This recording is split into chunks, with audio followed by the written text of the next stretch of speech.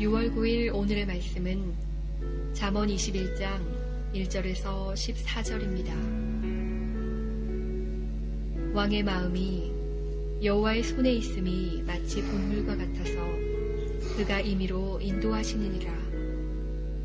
사람의 행위가 자기 보기에는 모두 정직하여도 여호와는 마음을 감찰하시느니라.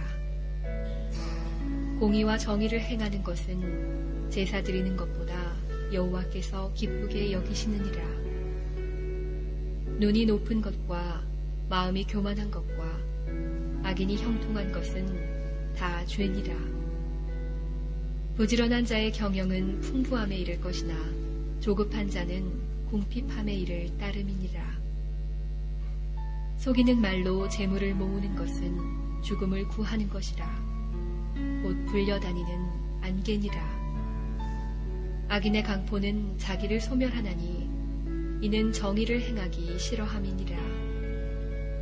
죄를 크게 범한 자의 길은 심히 구부러지고 깨끗한 자의 길은 고드니라. 다투는 여인과 함께 큰 집에서 사는 것보다 움막에서 사는 것이 나으니라. 악인의 마음은 남의 재앙을 원하나니 그 이웃도 그 앞에서 은혜를 입지 못하느니라. 거만한 자가 벌을 받으면 어리석은 자도 지혜를 얻겠고 지혜로운 자가 교훈을 받으면 지식이 더하리라. 의로우신 자는 악인의 집을 감찰하시고 악인을 환난에 던지시느니라. 귀를 막고 가난한 자가 부르짖는 소리를 듣지 아니하면 자기가 부르짖을 때에도 들을 자가 없으리라. 은밀한 선물은 노를 쉬게 하고 품 안의 뇌물은 맹렬한 분을 그치게 하느니라. 아멘. 예. 오늘 주시는 말씀 1절에 보니까 이런 말씀이 있습니다. 왕의 마음이 여호와의 손에 있음이 마치 보의 물과 같아서 그가 임의로 인도하시느니라.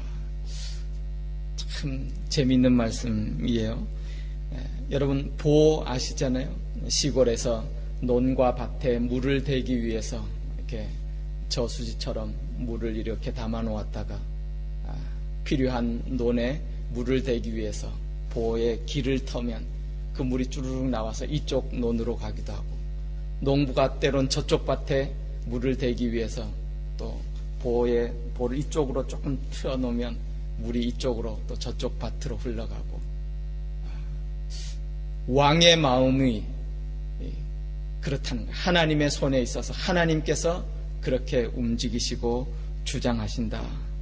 여러분 여기에 우리의 참 소망이 있고 믿음이 있고 기쁨과 감사가 있습니다. 왕의 마음이 뭐예요? 세상에서 모든 주관자, 권세를 가진 자, 권력자 이런 걸 상징하잖아요. 사실 그런 모든 마음 하나님 손에 있다는 거예요. 하나님이 주장하시고 움직이시고 인도하시는 그런 분이시다라는 사실을 우리 가운데 가르쳐주고 있습니다. 여러분 우리가 무슨 일을 하다 보면 조금 그 권세를 가진 자, 또 관계된 자, 참 그 사람들의 마음이 어떨까 조마조마하고 또 걱정하고 염려하고 우리가 그렇게 살아가잖아요. 그런 사람들의 마음을, 그런 사람을 무시하라는 것은 아니지만 근본적으로 그 모든 상황을 다스리시고 주장하시는 분은 하나님이시라는 사실을 말씀합니다. 그런 사실을 믿고 바라볼 때 우리가 소망이 있죠. 기쁨이 있죠. 감사가 있어요. 왕의 마음이 아니라 하다못해 작은 관계자의 마음도 우리가 참 그 마음 얻기 위해서 조마조마하고 기다리고 기대고 그런 경험들 여러분도 많이 있을 줄 압니다. 예전에 저도요 그런 일이 생각나네요. 대학교 때니까 그때 이렇게 한국에는 미국 가려면 비자를 받아야 되잖아요. 그 관광 비자도 받아야 돼요. 근데 그 잘 쉽게 나오지도 않을 뿐더러 참 그래요. 그 그 나라 잠깐 여행 간다는데도 그 비자 받기 위해서 그 미국 대사관에 들어가 가지고요. 그 비자 받으려면 그 비자를 허락해주는 그날 영사에게 사실은 나라에서 전권을 허락하는 거예요. 왜 비자 안 줍니까? 말할 수가 없어요. 그 사람의 마음이 뭐 주면 주고 안 주면 안 주는 거예요. 그 비자 창구 앞에서 조마조마하면서 얼굴도 말이에요. 그 영사 앞에 조금 이렇게 마음에 들게 해보려고 미소도 지었다가 그 앞에서 막 이런 마음을 애쓰고 마음을 얻기 위해서 조마조마하고요. 기다렸던 그런 기억들도 납니다. 그런데 오늘 말씀해 보니까 그래요. 왕의 마음을 움직이시고 주장하시고 다스리시는 분이 하나님이시다. 하나님이 하나님의 임의대로 인도하신다. 그래서 잠언 29장 25절 26절에도 보면 이런 귀한 말씀이 있어요. 사람을 두려워하면 올무에 걸리게 되거니와 여호와를 의지하는 자는 안전하니라. 주권자에게 은혜를 구하는 자가 많으나 사람의 일의 작정은 여호와께로 말미암느니라. 저와 여러분의 길을 하나님이 주장하시고 다스리시고 인도하시고 우리의 인생은 하나님의 손에 있는 줄 믿습니다. 그러므로 우리가 할 수 있는 것이 뭐예요? 그러므로 어떤 의미에서 보면 하나님께 잘 보여야죠. 하나님이 나를 주장하시고 다스리시는 분, 하나님이 마음에 들어 하셔야 되지 않겠어요? 하나님이 허락해 주시고 하나님이 기뻐하시고 하나님이 나의 가는 길을 인도하시고 지도해 주셔야 되지 않겠어요? 하나님의 마음에 드는 것, 하나님을 기쁘시게 해드린 것, 하나님을 기쁘시게 해드릴 때 하나님께서 우리의 삶을 그렇게 축복하시고 인도해 주시겠다 말씀하셨어요. 그러면서 오늘 본문에 보면 하나님의 마음에 드는, 하나님을 기쁘시게 해드리는 그런 삶의 모습들, 그런 삶이 어떤 삶인가 쭉 우리 가운데 말씀해 주고 있어요. 먼저 3절을 보십시오. 공의와 정의를 행하는 것이 여호와께 기쁘게 해드리는 것이다. 여호와께서 기쁘게 여기시는 것이다. 여러분, 하나님을 기쁘게 해드리시기 원합니까? 하나님 마음에 들기를 원하십니까? 오늘 말씀해 보면 먼저 공의와 정의를 행하는 사람이 되라. 우리 가운데 말씀해 주십니다. 또한 4절에 보면 이렇게 말씀하시죠. 눈 높은 것, 마음 교만한 것, 악인의 형통한 것 다 죄니라. 반대말로 하면 뭐예요? 하나님이 뭘 기뻐하신다는 것이에요? 교만에 반대되는 겸손한 마음, 하나님이 기뻐하신다. 그렇게 말씀하셨어요. 겸손하면 이 이야기가 하나 떠오릅니다. 성자라고 불렸던 성 프란시스, 그가 제자들을 데리고 이제 전도 길을 떠나는데요. 제자가 이렇게 물어보았죠. 선생님은 자신에 대해서 어떻게 생각하십니까? 그때 그래, 나 말인가? 나는 참 세상에 둘도 없는 죄인이지. 그 제자가 선생님한테 물었다가 조금 머쓱해져요. 선생님이 그렇게 말씀하시면 우리 같은 제자는 어떻게 하라고요? 선생님, 좀 더 정직하게, 선생님 솔직하게 우리끼리인데 어떻게 생각하십니까? 아니야, 나는 정말 세상에 둘도 없는 죄인이야. 그러면서 하는 말이 있잖아요. 만약에 하나님이 내게 베풀어 주셨던, 내게 주셨던 그 은혜를 다른 사람에게 주셨다면 그는 나보다 훨씬 위대한, 훨씬 훌륭한 성자가 되었을 걸세. 여러분, 우리가 이걸 좀 늘 생각했으면 좋겠어요. 여러분, 내가 받은 은혜, 내게 주신 은혜, 그 은혜 다른 사람에게 주셨다면 나보다 훨씬 더 하나님 앞에 그런 귀한 사람 되지 않았을까? 그걸 생각할 때에 하나님 앞에 겸손할 수 있지 않겠어요? 다음 5절에 보면 이런 말씀이 있어요. 부지런한 자의 경영은 풍부함에 이를 것이라. 이 말씀을 통해서 우리에게 주시는 또 교훈이 있죠. 하나님을 기쁘시게 해드리는 삶, 어떤 삶이라는 거예요? 부지런하고 근면한 삶. 그리스도인의 그 덕목 가운데 부지런, 근면, 성경이 여러 군데에서 말씀하고 있습니다. 마태복음 25장에도 보면 우리가 잘 아는 달란트 비유 있잖아요. 그때 칭찬받는 그런 종들을 향해서는 이렇게 말해요. 잘하였도다 착하고 충성된 종아. 그렇지만 책망받는 그 종들은 악하고 게으른 종아. 그렇게 말씀하고 있어요. 하나님을 기쁘시게 해드리는 삶은 우리의 주어진 삶에서 부지런하고 근면하고, 그래서 로마서 12장 11절에도 이런 말씀이 있죠. 부지런하여 게으르지 말고 열심을 품고 주를 섬기라. 그런 말씀이 있습니다. 우리 6절 말씀 하나 더 보시면요. 속이는 말로 재물을 모으는 것은 죽음을 구하는 것이라. 곧 불려다니는 안개니라. 그랬어요. 속이는 말, 하나님이 싫어하시는 죄된 모습.